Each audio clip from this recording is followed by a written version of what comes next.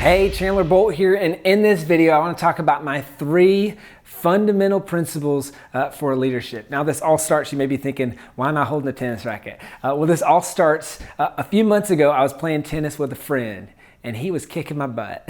Now, if you know anything about me, you know that I am super competitive, like ultra competitive. I hate losing. In fact, I think I hate losing more than I like winning. But it's on my strength finders. It's, it's a strength, but also sometimes a weakness. It's something that really drives me. So I hate losing. So let's, fast forward into this moment, or rewind back into this moment, right? It's early morning, woke up early, we're playing some tennis, I'm getting my butt kicked. I'm not liking this. I'm trying to figure out, how do I turn this thing around? So I like to have positive self-talk, right? So I talk to myself and kind of pump myself up to make sure my mind is right throughout the match, right? I think that's a principle within a principle, right? That's something that you can apply whether you're playing tennis or playing a sport, but also in your business. What are you saying to yourself day in, day out? Are you speaking positive things? Are you saying, hey, this is about to be a great video? Or are you saying, hey, I'm about to win this point, right? What are those things that you're saying to yourself? So I'm talking to myself like a crazy person and trying to, pump myself up and make sure that I'm focused on the right things. And so I just remember I said, okay, what are like the 2 or 3 things that I can do to make sure that I start playing good again? Because I was just kind of off my game. I'm not in rhythm. I need to improve. And so I was thinking about it. And I said, you know what? It's going to be stay on my toes, watch the ball, and swing through. Okay? So stay on my toes so I can move to the ball, make sure I'm in good position. Watch the ball, because if I don't see the ball hit the racket, I'm probably going to hit a bad shot. And then thirdly, swing through. Because if I'm not finishing my shots, then I'm not going to hit the kind of shot that I want to be. So that's what I'm saying. That's what I'm repeating over and over again is stay on my toes, watch the ball, swing through. Stay on my toes, watch the ball, swing through. Stay on my toes, watch the ball, swing through. I mean, I'm repeating this over and over and over again when I'm serving. Stay on my toes, watch the ball, swing through. When we're rallying. And then all of a sudden I start coming back. I start winning, and I go on to win the match, all because I focused on those 3 fundamental things. So kind of as I was leaving, as I was going home, I started reflecting back on that, and I said, I wonder, what are those 3 fundamentals in leadership? So I was studying a lot about leadership. I feel like this is an area that I really needed to grow in. I felt like this is something that was going to help me be more successful. It's going to help my company be more successful. Kind of like that singular skill that if I learn it, long term, I'm going to be a whole lot more successful and my organization is going to thrive. So I said, okay, how can I apply those 3 fundamentals in leadership? What does that look like? What would that look like in the area of being a leader? And here's what I came to, and this is what I think is going to be really powerful for you. Number 1, be positive. Number 2, celebrate wins, no matter how small. And then number 3, always see more in other people than they see in themselves. Now let me kind of break these down and explain why they matter. And by the way, these are just so happen to be kind of the 3 biggest things that I struggle with, right? So I kind of wanted to make these 3 fundamental rules to address the things that I found that day to day, I have a really hard time doing this, right? So number 1, be positive. Now you may see my videos and stuff like that and feel like I'm a pretty positive person. And generally in life I am, but for some odd reason, and I've really never been able to figure this out. When it comes to business, or I should say when it came to business, past tense, I was less positive. I'm hypercritical on myself. I'm hypercritical on my employees. I'm hypercritical on my teammates. Like I was always finding what was going wrong and not looking for what was going right. So for me, this serves as a great reminder, day in, day out, to be positive. Number 2, celebrate wins no matter how small. Now this is also one that's been really difficult for me. I know there's a lot of entrepreneurs or just people who are naturally competitive or achievement oriented, but we also, they say it's about the journey, not the destination. Well, oftentimes I'm so concerned with the destination and I ignore the destination when we get there, right? So we would have this big win in the business, or we'd have a huge month and I'd say, cool, but I know we can do better. Right? Or cool, but next month we need to do better than that. Or cool, but here's the 5 things we did wrong and we need to fix it. And as a leader, this is just demoralizing. Can you imagine, right? Someone who's not positive, so kind of the first principle, but then also someone who never stops to celebrate wins, especially as it relates to other people. So kind of that's why this second one's so important, is because I want to celebrate wins. Now, Key on the last part, right? No matter how small.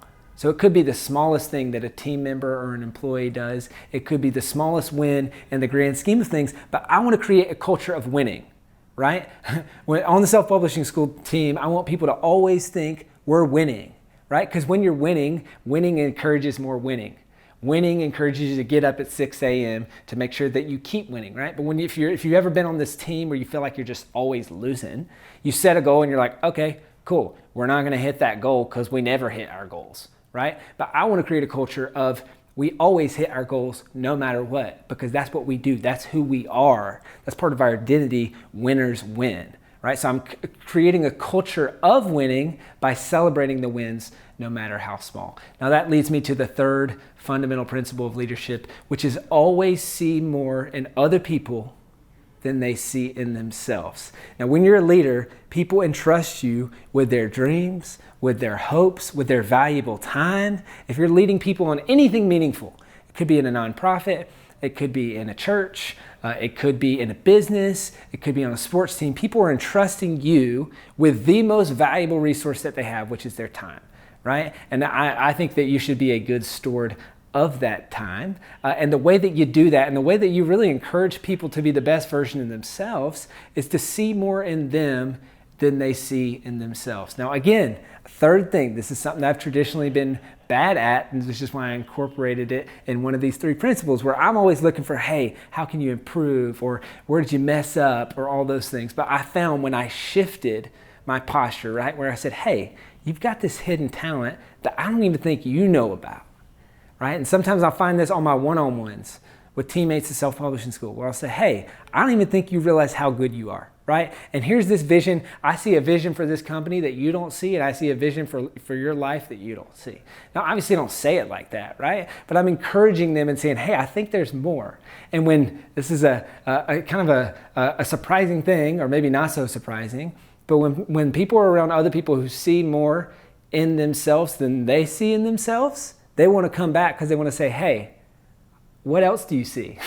Right? So not only are they going to continue to kind of work with you, follow you, whatever you want to call it, work towards that common goal, they're going to love every second of it. And I love this story from Jack Canfield. It's a book called Maximum Confidence. He talks about where there was this underprivileged school district, and there's these really troublesome students.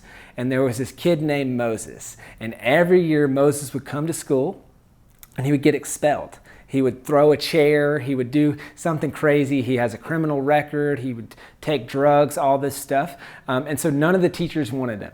Right now, this new teacher came into the school, and she said, I'm going to be different. I'm going to treat these kids, and I'm going to celebrate the wins, no matter how small, and I'm going to see more in them than they see in themselves. So Moses comes to school. And he says, he comes to the first day of class, and he comes in late. So he was like an hour and a half late. And he says, I need to use the restroom. And she said, Moses, that's great. I understand you needed to use the restroom. We actually made the class rules earlier. Everyone agreed on them. We use the restroom at 11:45. So it's 10 something right now. It's going to be a little bit. And Moses said, I don't think you understand. I need to use the restroom now. And she said, Moses, I understand. You need to use the restroom now. But we decided that we don't use the restroom until 11:45. This is the class rules that we created, right? Moses looked at her. He stood up. He picks up a chair and flashing through her head, she's thinking to his rap sheet, right? Picks up chair, throws at teacher, gets expelled, right? So he stands up, picks up the chair, looks at her, and then throws it at the wall. Okay, and then he storms out. Now, a couple days later, she shows up into his house. She knocks on the door. His dad answers, and she said, hey, it's so great to have Moses in class. And he starts all defensive. He says, hey, I understand what happens. I'm so sorry. He threw the chair, yada, yada. She's like, no. It's great. He picked up the chair. He didn't throw it at me. He threw it at the wall. That's progress. I expect him to see him back 9 a.m. tomorrow, right? Now, guess what happened? Moses showed up the next day a little bit early, and he said, hey, you're the first person to ever see something good in me. I wanted to come back to see what else you might find.